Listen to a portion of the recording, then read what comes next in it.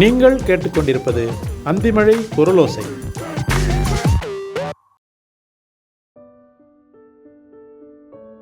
சிறுகதையின் பெயர் சுவர்.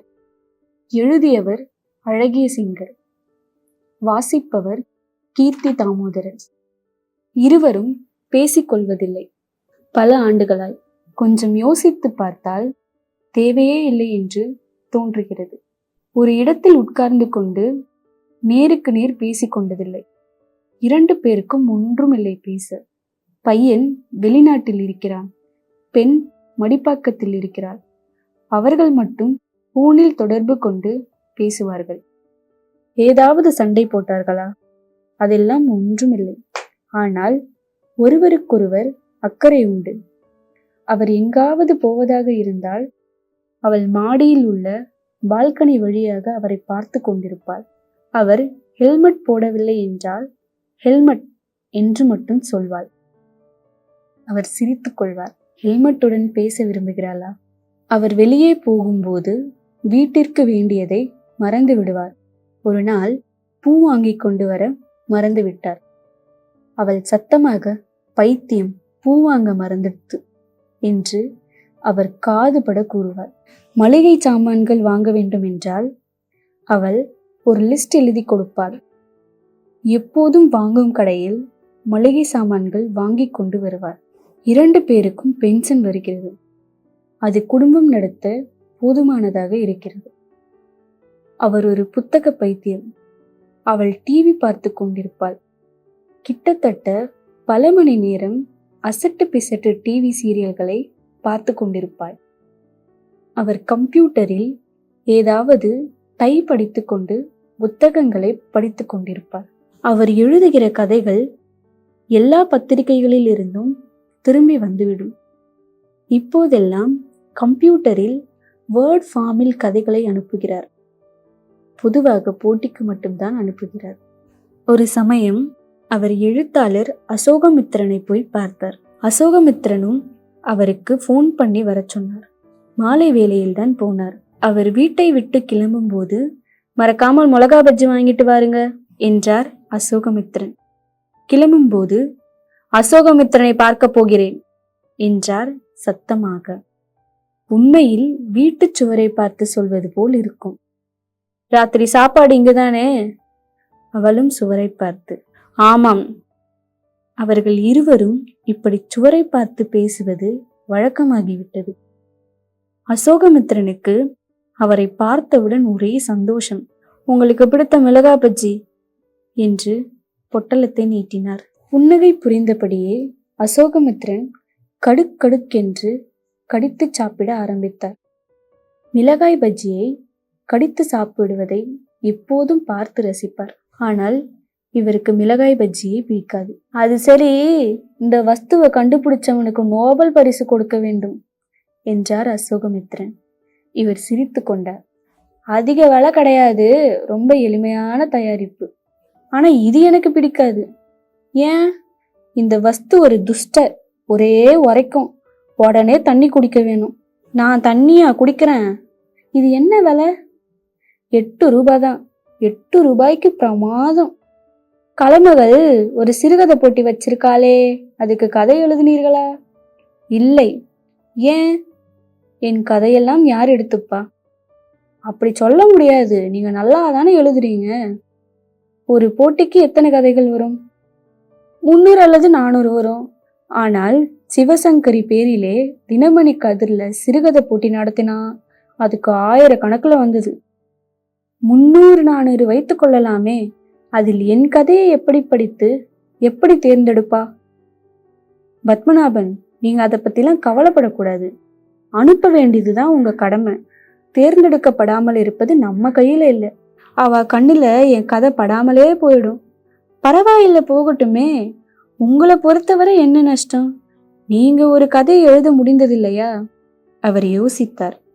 அசோகமித்திரன் சொல்றது உண்மைதான். என்ன நஷ்டமாக போகிறது? எல்லாத்தையும் வேற மாதிரி பார்க்கணும். உங்க கதைய அவ செலக்ட் பண்ணலன்னு வச்சுக்கோங்க. அவ பத்திரிக்கையில பரிசுக்கு தேர்ந்தெடுத்த கதையை போடுறான்னு வச்சுக்கோங்க. உங்களுக்கு என்ன தோன்றும்? என்னடா இது, நம்ம எழுதுற கதையை விட மட்டமான கதையை போடுறாங்களோன்னு தோணும். அது இயல்பு தானே? இயல்புதான், ஆனா மனசு பக்குவப்படணும்.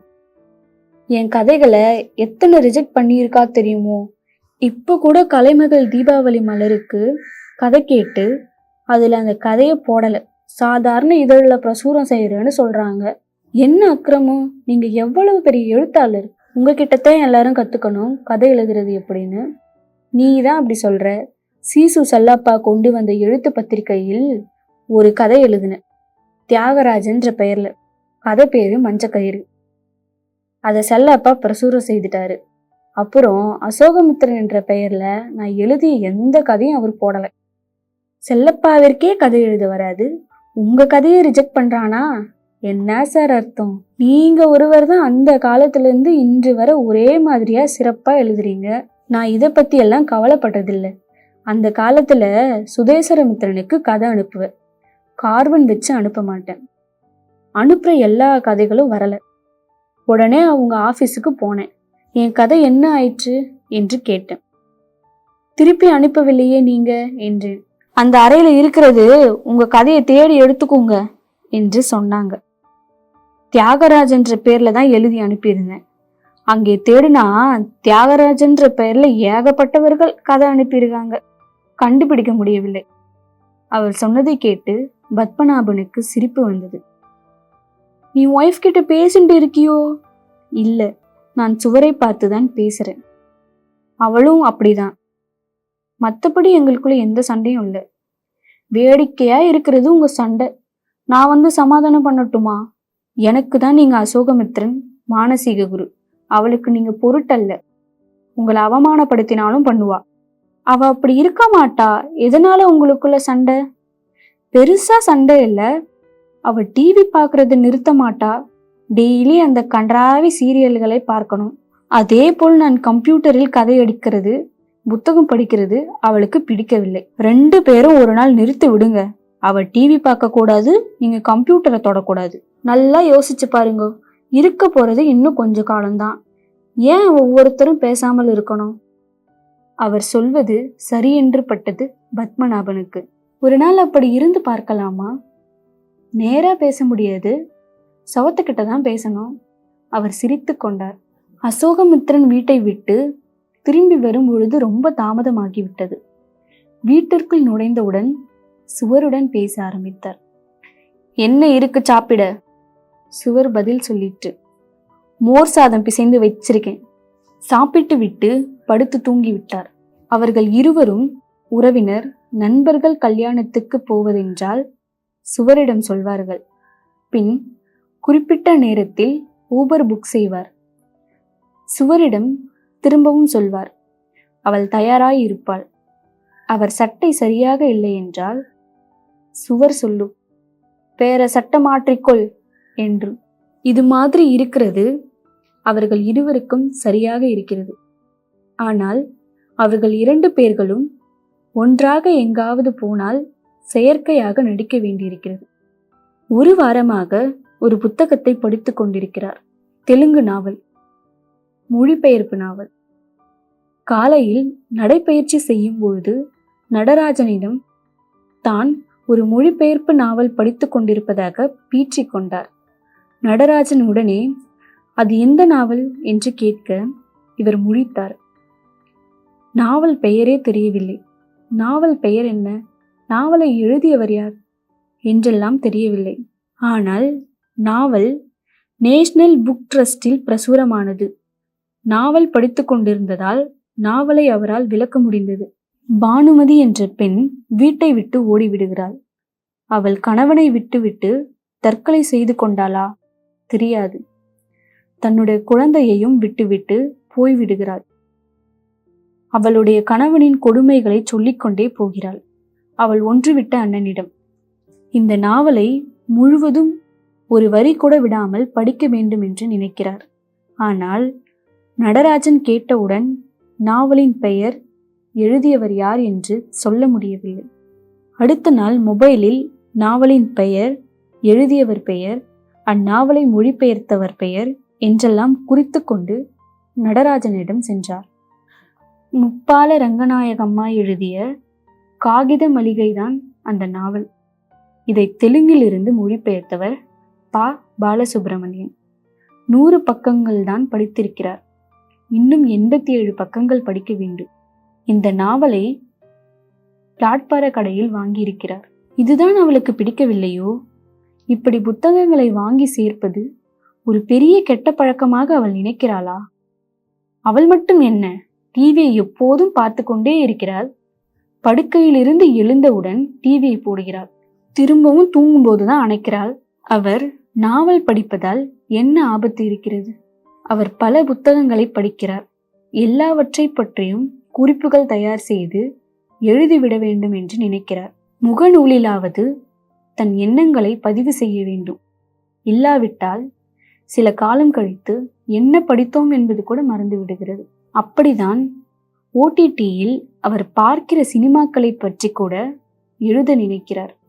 அசோகமித்ரனின் மானசரோவர் என்ற நாவலை 3 முறை படித்த பின் மறந்து போய் ஒரு முறை அந்த நாவலை பற்றி எழுதிவிட்டார். அந்த நாவல் இப்போது அவருடைய சொற்களுக்குள் மாட்டிக்கொண்டு விட்டது. எப்போதும் காலையில் எழுந்து விடுவாள் மல்லிகா. அன்று அவளுக்கு உடம்பு முடியவில்லை. படுக்கையிலேயே படுத்திருந்தாள். இவருக்கு பதைப்பாக இருந்தது. இவருக்கு காப்பி வைக்க கூட தெரியாது. என்ன எழுந்திருக்கவில்லையா என்று சுவரை பார்த்து கேட்டார். முடியலை என்றது சுவர். காப்பி குடிக்காமல் இருக்க முடியவில்லை என்றார் அவர். அசடு, காப்பி கூட போட்டு குடிக்க தெரியாது என்று பதில் வந்தது. அசடு என்று சொன்னதை கேட்கும்போது அவருக்கு கோபம் வந்துவிட்டது. சட்டையை மாட்டிக்கொண்டு பக்கத்தில் உள்ள ஓட்டலுக்கு சென்றார். ஒரு காப்பியை குடித்தார். அவளுக்கு ஒரு பார்சல் காப்பி வாங்கி கொண்டு வரலாமா என்று நினைத்தார். திட்டினால் என்ன செய்வது என்று தோன்றியது. வீட்டிற்கு சென்றார். அவள் இன்னும் எந்திரிக்கவில்லை. டாக்டரை பார்க்கலாமா என்றார் சுவரை பார்த்து. வேண்டாம், எல்லாம் சரியாகிவிடும். தலைவலி, அவ்வளவுதான். அப்படியே தூங்கிக் கொண்டிருந்தாள். அவருக்கு பயம் வந்துவிட்டது. அவள் இப்படி இருந்ததில்லை. அவருக்கு ஏதாவது உடம்பு சரியில்லை என்றால் அமர்க்கலம் பண்ணுவார். இன்று சமையல் வேண்டாம், ஏதாவது வாங்கி கொண்டு வரேன் என்றார் சுவரை பார்த்து. அவள் ஒன்றும் சொல்லவில்லை. கண்ணை மூடிக்கொண்டிருந்தாள். அவர் யோசித்து யோசித்து அவள் தலையில் கை வைத்து பார்க்கலாமா என்று கிட்டே போனார். அவள் உடனே, அசடு, எனக்கு ஒன்றுமில்லை என்றாள். திரும்பவும் அந்த வார்த்தையை கேட்டவுடன் அவருக்கு கோபம் வந்தது. ஆனாலும் கட்டுப்படுத்தி கொண்டார். 2 பேருக்கும் சாப்பாடு வாங்கிட்டு வரட்டுமா என்றார் சுவரை பார்த்து. வாங்கிண்டு வாங்க.